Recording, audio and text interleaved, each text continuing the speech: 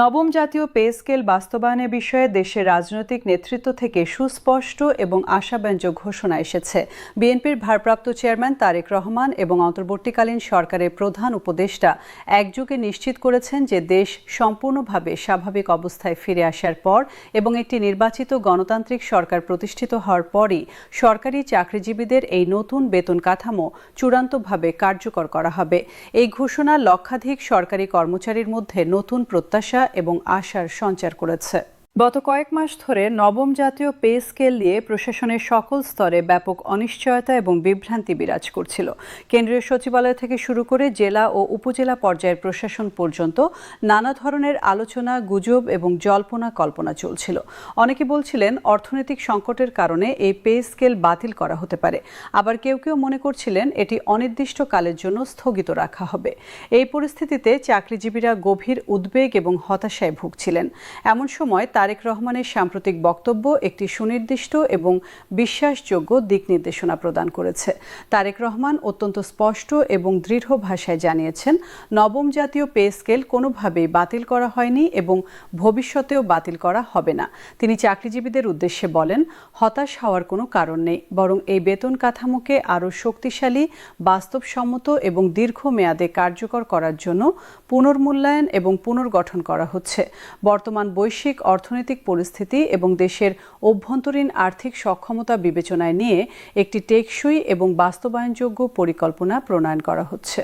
বিএনপির ভারপ্রাপ্ত চেয়ারম্যান জোর দিয়ে বলেন, তাড়াহুড়ো করে একটি অপরিপক্ক বা অসম্পূর্ণ বেতন কাঠামো চালু করার চেয়ে প্রয়োজনীয় সময় নিয়ে একটি পরিপূর্ণ এবং নির্ভুল পরিকল্পনা তৈরি করা অনেক বেশি যুক্তিসঙ্গত এবং দায়িত্বশীল পদক্ষেপ।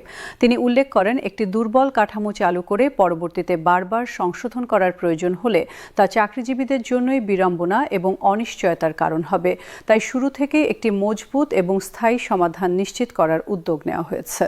তারেক রহমান বিশেষভাবে গুরুত্ব দিয়ে বলেন, নতুন বেতন কাঠামোয় নিম্ন এবং মধ্যম শ্রেণীর চাকরিজীবীরা সর্বাধিক সুবিধা পাবেন, কারণ বর্তমানে নিত্যপণ্যের মূল্যবৃদ্ধি, জীবনযাত্রার ব্যয় বৃদ্ধি এবং ক্রমবর্ধমান মূল্যস্ফীতির কারণে এই শ্রেণীর কর্মচারীরা সবচেয়ে বেশি চাপ এবং কষ্টের মধ্যে রয়েছেন।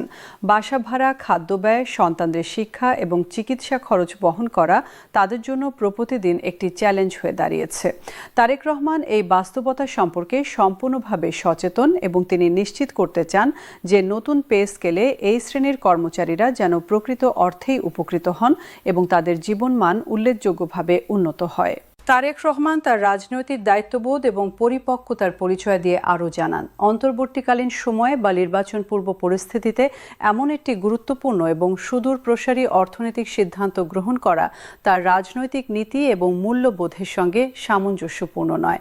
তিনি গভীরভাবে বিশ্বাস করেন, একটি অবাধ, সুষ্ঠু এবং গ্রহণযোগ্য নির্বাচনের মাধ্যমে জনগণের সরাসরি ভোটে নির্বাচিত এবং পূর্ণ ম্যান্ডেটপ্রাপ্ত সরকারের পক্ষেই এমন বড় আকারের এবং দীর্ঘমেয়াদী প্রভাব বিস্তারকারী অর্থনৈতিক সিদ্ধান্ত বাস্তবায়ন করা উচিত এবং নৈতিকভাবে সঠিক। এই দৃষ্টিভঙ্গি থেকে তিনি সংশ্লিষ্ট সকল কর্তৃপক্ষ এবং দায়িত্বশীল ব্যক্তিদের সুস্পষ্ট নির্দেশ দিয়েছেন যে আগামী জাতীয় নির্বাচন সফলভাবে সম্পন্ন হওয়ার পর এবং জনগণের ভোটে নির্বাচিত একটি স্থিতিশীল গণতান্ত্রিক সরকার ক্ষমতায় আসার সঙ্গে সঙ্গেই নবম জাতীয় পে স্কেল দ্রুততার সঙ্গে কার্যকর করতে হবে। এই পদ্ধতি অনুসরণ করলে রাষ্ট্রের অর্থনৈতিক স্থিতিশীলতা বজায় থাকবে, প্রশাসনিক কার্যক্রমে কোনো ধরনের বিঘ্ন সৃষ্টি হবে না এবং অনাকাঙ্ক্ষিত মুদ্রাস্ফীতির ঝুঁকিও পরিহার করা সম্ভব হবে। তারেক রহমান আরও বলেন, এই পদ্ধতি অনুসরণ করলে সরকারি কর্মচারীরা একটি সুস্পষ্ট, স্বচ্ছ এবং বিশ্বাসযোগ্য ভবিষ্যৎ পরিকল্পনা পাবেন। তারা জানবেন কখন এবং কিভাবে তাদের বেতন কাঠামো পরিবর্তিত হবে এবং তারা কী ধরনের সুবিধা পাবেন। এই স্বচ্ছতা এবং নিশ্চয়তা তাদের মানসিক শান্তি এবং কর্মস্পৃহা বৃদ্ধি করবে। তিনি জোর দিয়ে বলেন, এটি কোনো নির্বাচনী প্রতিশ্রুতি বা রাজনৈতিক জনপ্রিয়তা অর্জনের কৌশল নয়, বরং এটি একটি সম্পূর্ণ বাস্তবসম্মত, সুপরিকল্পিত এবং বাস্তবায়নযোগ্য রোডম্যাপ, যা দেশের অর্থনৈতিক সক্ষমতা এবং চাকরিজীবীদের প্রকৃত কল্যাণ উভয়কেই সমানভাবে গুরুত্ব দিয়ে প্রণয়ন করা হচ্ছে। বিএনপির ভারপ্রাপ্ত চেয়ারম্যানের এই দৃঢ়, স্পষ্ট এবং আশাব্যঞ্জক বক্তব্য সরকারি চাকরিজীবী মহলে ব্যাপক সাড়া ফেলেছে এবং তাদের মধ্যে নতুন করে আস্থা, বিশ্বাস এবং প্রত্যাশা জাগ্রত হয়েছে। তিনি আরও উল্লেখ করেন, একটি সন্তুষ্ট, অনুপ্রাণিত এবং আর্থিকভাবে সুরক্ষিত প্রশাসন ব্যতীত কোনো রাষ্ট্রই সুষ্ঠুভাবে পরিচালিত হতে পারে না এবং উন্নয়নের লক্ষ্য অর্জন করতে পারে না। সরকারি কর্মচারীরা যদি তাদের পরিবারের মৌলিক প্রয়োজন পূরণ এবং ভবিষ্যৎ নিরাপত্তা নিয়ে ক্রমাগত দুশ্চিন্তায় থাকেন, তাহলে তাদের পক্ষে সর্বোচ্চ কর্মদক্ষতা এবং নিষ্ঠার সঙ্গে রাষ্ট্রের সেবা করা সম্ভব নয়। এই উপলব্ধি থেকেই তিনি পে স্কেলের গুণগত মান এবং বাস্তব কার্যকারিতা নিয়ে কোনো ধরনের আপোস করতে প্রস্তুত নন। অন্তর্বর্তীকালীন সরকারের প্রধান উপদেষ্টাও নবম জাতীয় পে স্কেল সম্পর্কিত বিষয়ে অত্যন্ত গুরুত্বপূর্ণ এবং সুস্পষ্ট বক্তব্য রেখেছেন। তিনি জানিয়েছেন, দেশ সম্পূর্ণরূপে স্বাভাবিক এবং স্থিতিশীল পরিস্থিতিতে ফিরে আসলে এবং একটি শক্তিশালী গণতান্ত্রিক কাঠামো প্রতিষ্ঠিত হলেই নতুন বেতন কাঠামো কার্যকর করা হবে। বর্তমান রাজনৈতিক রূপান্তরের সময় প্রশাসনিক চ্যালেঞ্জ এবং অর্থনৈতিক চাপের মুখে হঠাৎ করে বড় ধরনের কোনো পরিবর্তন আনা হলে তা রাষ্ট্রযন্ত্রে অপ্রত্যাশিত চাপ সৃষ্টি করতে পারে এবং কাঙ্ক্ষিত লক্ষ্য অর্জন বাধাগ্রস্ত হতে পারে।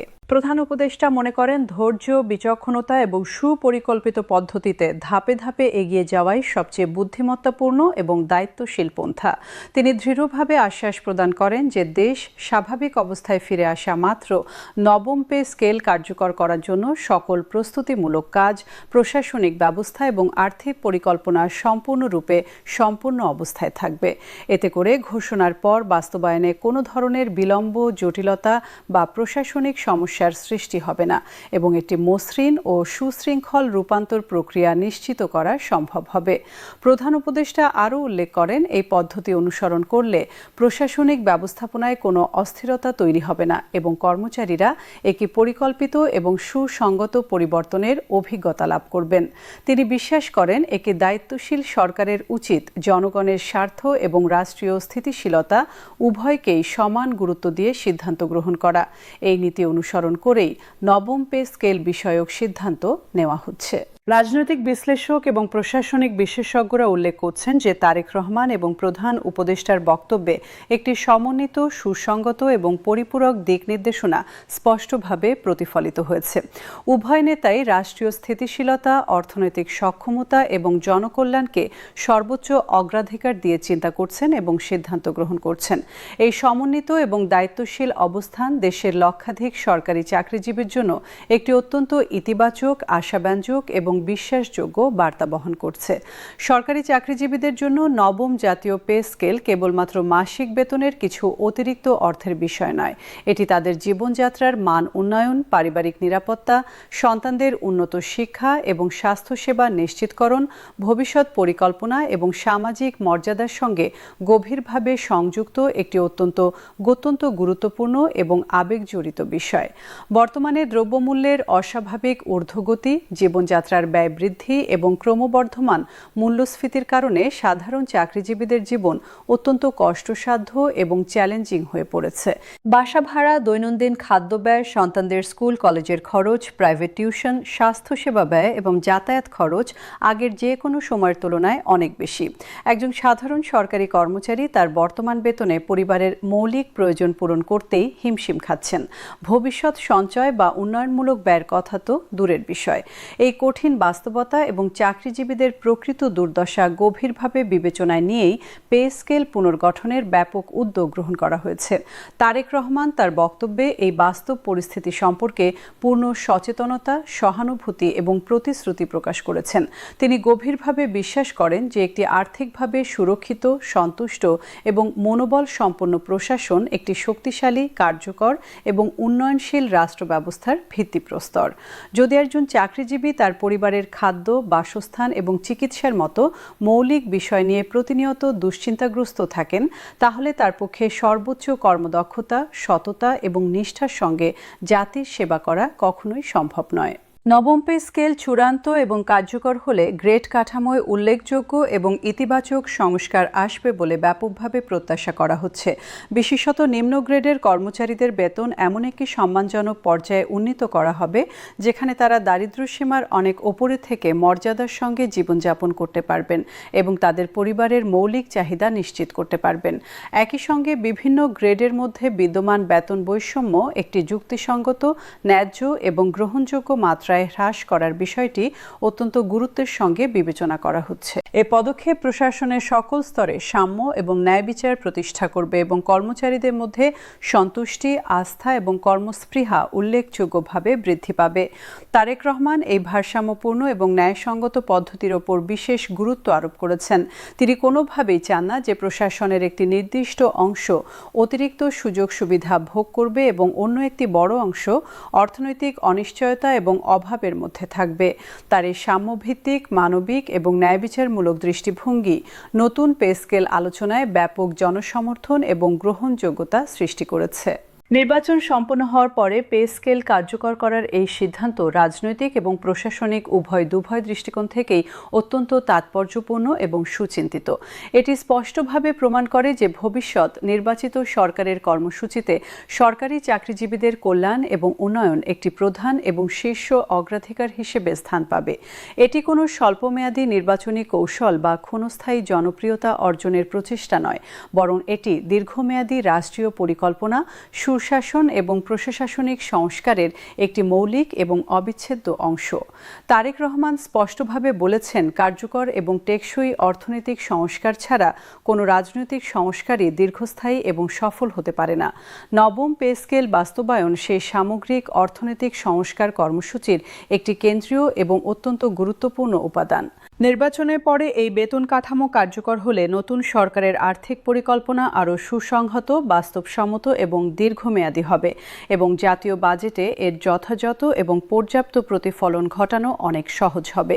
এই ইতিবাচক এবং আশাব্যঞ্জক বার্তা শুধুমাত্র চাকরিজীবীদের নয়, বরং সাধারণ জনগণের মধ্যেও ব্যাপক আশাবাদ এবং আস্থা সৃষ্টি করেছে। কারণ এর মাধ্যমে অর্থনৈতিক শৃঙ্খলা প্রতিষ্ঠিত হবে, রাষ্ট্রীয় ব্যয় ব্যবস্থাপনা আরও স্বচ্ছ এবং জবাবদিহিমূলক হবে এবং সামগ্রিক প্রশাসনিক দক্ষতা উল্লেখযোগ্যভাবে বৃদ্ধি পাবে।